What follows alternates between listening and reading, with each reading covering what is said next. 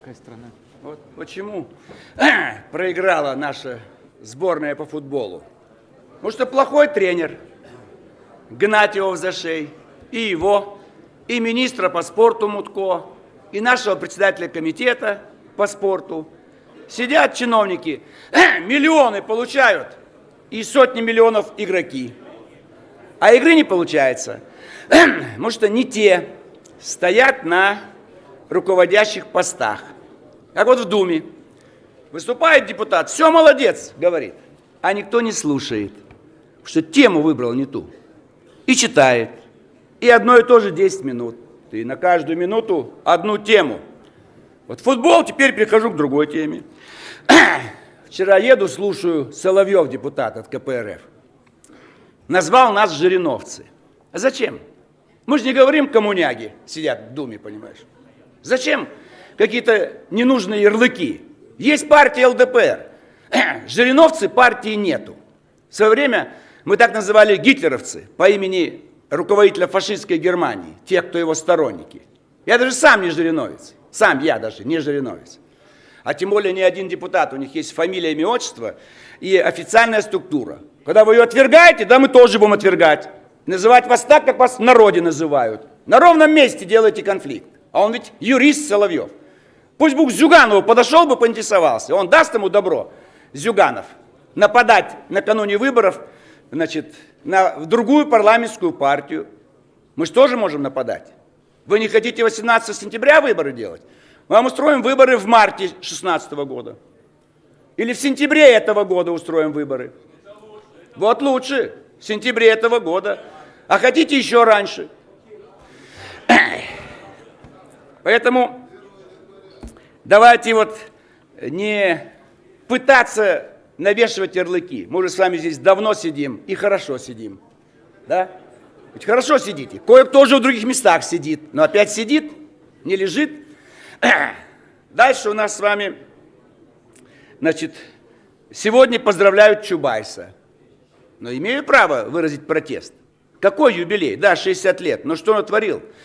Если просто поздравили бы человека с днем рождения, можно. Каждый родился, есть день рождения. Но его называют великий гений, оказывается. Уничтожил страну, он гений. Ну что это такое? Как и Гайдар, как и Ельцин. Или вчера на одном канале Горбачева хвалила одна дама, что он вошел в историю. Да в историю входит полно преступников. И Щекотило вошел в историю. И Басаев вошел в историю, и Гитлер вошел. Только с какого входа и с каким знаком, плюс или минус. Поэтому надо думать об этом. Чубайс только минус. Это человек, совершивший преступление. Каждый день его нахождения в правительственных учреждениях нашей страны – это преступление. И когда-нибудь он ответит. В любом случае, свое 70-летие он будет встречать в тюрьме. Это я вам обещаю. И не будет ни одного памятника Гайдару и Ельцину. Это должно быть так. Но сегодня есть другая печальная дата. Не сегодня, но вот эти дни июньские, вчера это было. 20 лет назад Буденновск, русский город на юге страны, был захвачен бандитами, террористами, боевиками, их по-разному называют. Вот яркий пример коррупции. Груженный оружием и боевиками КАМАЗ спокойно проходит все посты ГИБДД. Но ведь идет война рядом. 50 километров бушует война. Но остановите, проверьте, что там в кузове. Ничего. За взятку идет. На Москву хотели идти. Что-то не хватило у них. То ли бензина, то ли денег давать взятки. И остановились в Буденновск. Но прифронтовой город. Ну, ты мэр города. Ты скажи, ну-ка, мужчины, собери всех мужчин. Всем охотничье оружие купить, у кого нету. И патронов по 100, по 200 пачка. И при любой опасности открывайте огонь на уничтожение. Все. Никакие бы негодяи с юга не захватили бы город. Но никакого сопротивления. А? Да, он Приднестровье, ничего не смогли сделать. А здесь-то вот южная расхлябанность. Вот, попить, шашлычок, посидеть, свадьба, гулять. Весь юг гуляет. В Италии Просто Северная Лига специально создали партию, чтобы этот юг проклятый итальянский отделить. Там только фестивали проходят. Только там это спагетти да всякого рода их развлечения. Поэтому элементарно было город защитить. Рядом стоят военные летчики. Они быстренько приехали, но у летчиков нету особого стрелкового оружия.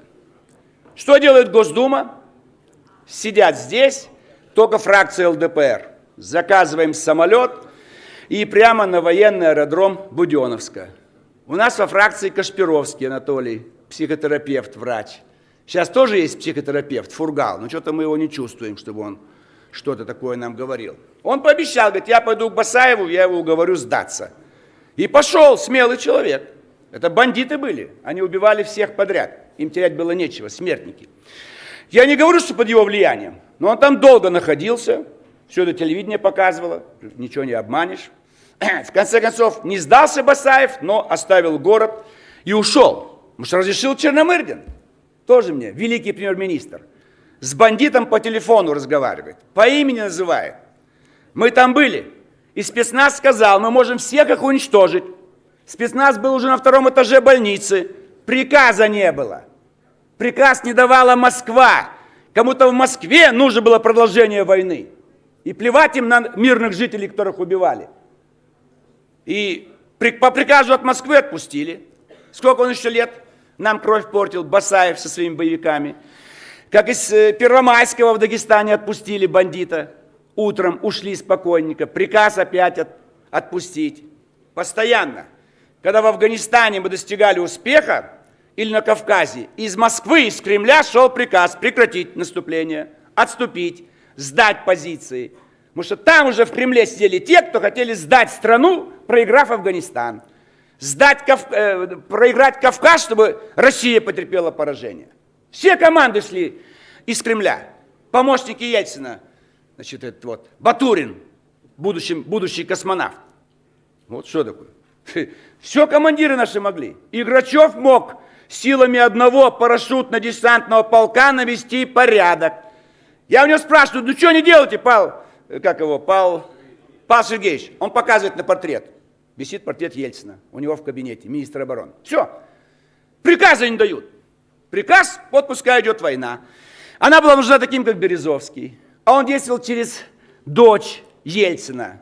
Поэтому там, где семья задействована в управлении страны, эта страна погибнет.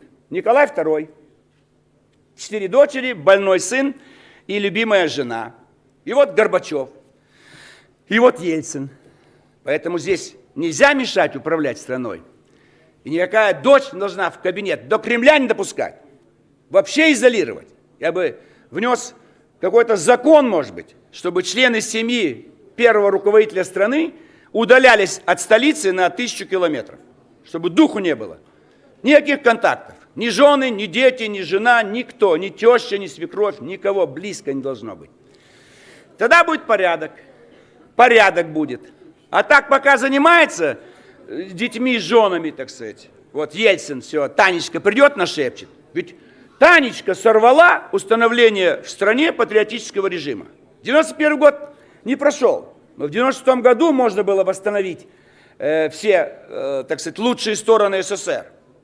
И еще утром Ельцин нормально, так сказать, относился ко всему. Но она шептала ему, через час он отправил в отставку всех силовиков. Вот она нашептала. А на нее повлиял Чубайс, которому сегодня празднует наша демократическая мафия 60-летие. Если бы я был бы в Кремле, я бы сегодня его арестовал. Прямо юбилейный банкет, спецназ вошел бы, и всех участников банкета.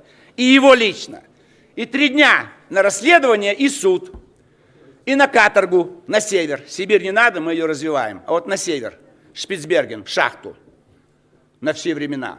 Вот. Они юбилей празднуют. Белых, самая нищая область, Кировская. Он тоже там сидит. Сидит там до сих пор этот Белых. СПС, так сказать. Тоже ничего хорошего нету. Прибалты, шпроты, видите ли, у них не покупаем. Давно нужно было раздеть догола эту Прибалтику. Все, что они производят, мы покупаем. На наши деньги существуют. Иждивенцы, нищие, и Прибалтика, и Украина, и Молдавия. Все нищие.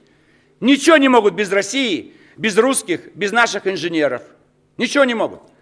Даже рыба, килька, что такое шпроты? Килька копченая. Это гадость. Гадость, килька копченая. Гадость. Пьяницы ее кушают. Поэтому никаких шпрот, закрыть всю торговлю с Прибалтикой. И навсегда.